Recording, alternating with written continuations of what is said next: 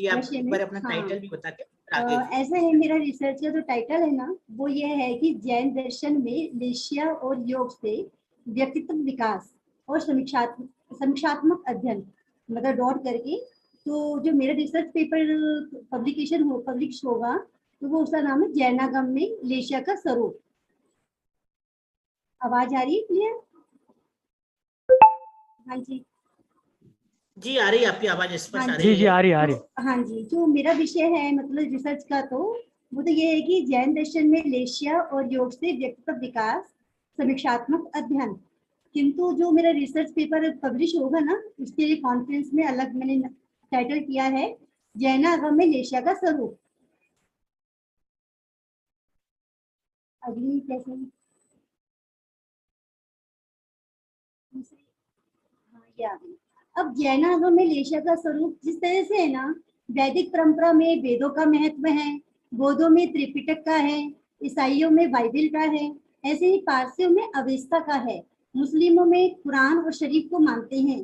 किंतु जैन दर्शन के अंदर जो जिन देव यानी तीर्थंकरों की वाणी है, उनको जो गणधरों के द्वारा सूत्रबद्ध किया हुआ है, उनका नाम है आगम। यानी तीर्थंकरों की वाणी को गणधरों द्वारा सूत्रबद्ध रूप प्राचीनतम ग्रंथ आगम है।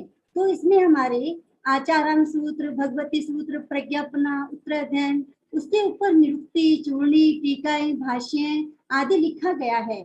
और तत्वार्थ सूत्र संस्कृत का प्रथम पहला है, जिसको उमा स्वामी जी महाराज ने जैन दर्शन के पूरे सार को बनाया है। और गोमठ सार में जीव कांड और कर्म कांड आदि के अंदर वर्णन है।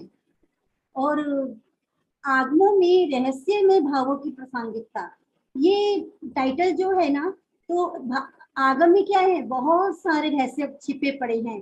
जैसे कर्म का, लेशिया का, गुण स्थान का। अनादिकाल से ये जीव जो है 84 लाख जीवी योनि के अंदर भ्रमण कर रहा है। वो किस फलस्वरूप? भावों के कारण।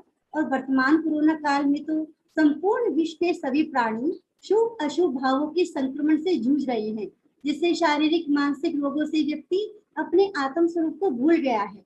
ऐसे समय में वीतराग प्रभु की लेशिया थेरेपी मनुष्य को आत्मबोध अर्थात पहचानने की संजीवनी बुद्धि है। ये अशुभ भाव से शुभ भावों की परिणति है, क्योंकि ये पहले मिथ्यात्व गुण स्थान से 14वें गुण स्थान में आरोहण है। लेशिया दो प्रकार की है, जैसे हमारी दर्वीय लेशिया और भाव लेशिया। दर्वीय क्या है? कर्मों के पौद्गलिक जीवों का रंग, यानी जैसे जो हमारे पुद्गल होते हैं, पुद्गल में वर्ण, रस, गंध, स्पर्श आदि होते हैं। तो शरीर का वर्ण वो हमारा दर्वीय लेशिया। और भाव क्या है? लेशिया कर्मों के उदय कषाय योग से परिणत आत्मा के भाव जो हैं वो भाव लेशिया हैं। जिस प्रकार से दर्वीय साचिव्यात एक सूत्र है, तो उसके हिसाब से जिस प्रकार से हम स्फटिक मणि को किसी भी रंग के धागे से पिरो देते हैं, तो वो स्फटिक मणि वैसे ही प्रतीत होती है। जैसे लाल रंग के धागे में पिरोया तो लाल हो गई, हरा पिरोया तो हरी हो गई। इसी प्रकार से वो हमें दिखाई देती है। उस देव गुरु धर्म की शरणा मिलने पर प्राणी अपने सम्यक त्रिरतन से उत्तम मध्यम निम्न श्रेणी फलस्वरूप आगामी गति को प्राप्त करता है। अब जैसे कि भगवान महावीर स्वामी ने भव्य अभव्य जीव बताए, तो भव्य जीव होते हैं जिनको मोक्ष में जाने की शक्ति भी है और वो तीर्थंकरों के उपदेशों का पालन कर सकते हैं, तो वो उत्तम प्राणी हो गए।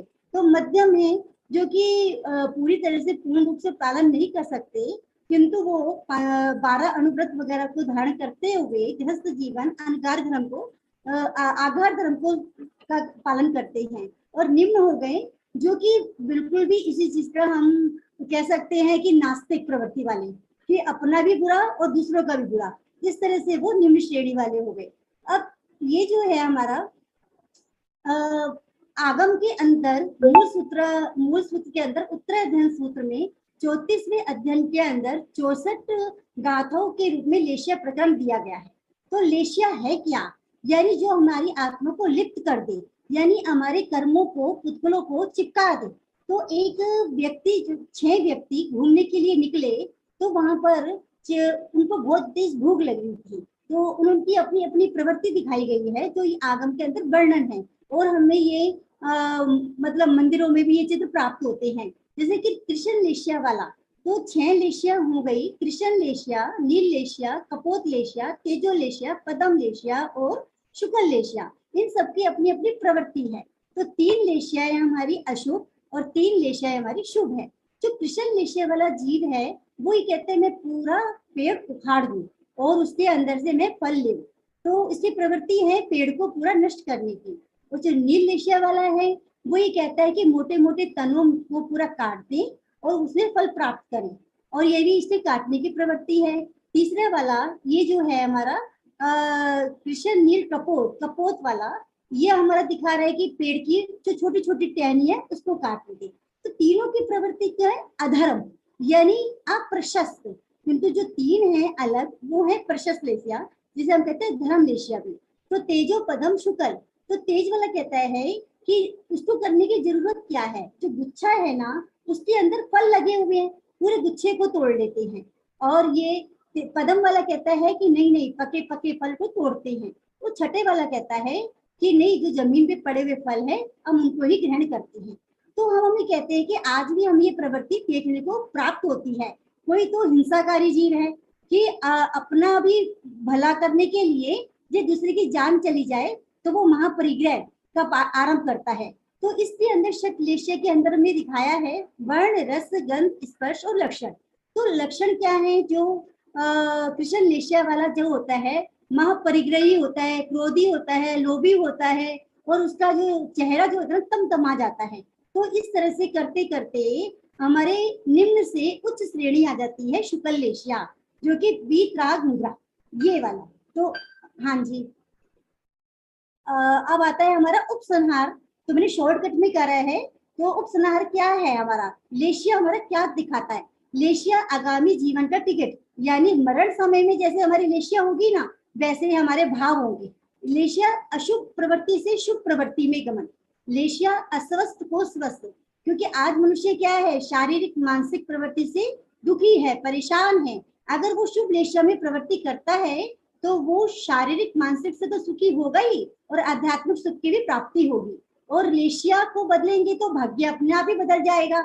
आज हम है ना ज्योतिष के पास में जाते हैं कि भाई हमारा हाथ देख दीजिए, पर अगर हमारे कर्म अच्छे होंगे तो लेशिया अपने आप अच्छी होगी। तो लेशिया और योग का अविनाभावी संबंध है। तो लेशिया कैसे हम करेंगे? अपने मन वचन काया के द्वारा। तो शुभ लेशिया से हमारा अवामंडल शुद्ध होता है। जैसे कि हम किसी मुनि महाराज के पास जाते हैं, गुरु जी के पास में जाते हैं, तो उनके आभा मंडल से ही हमें तृप्ति हो जाती है।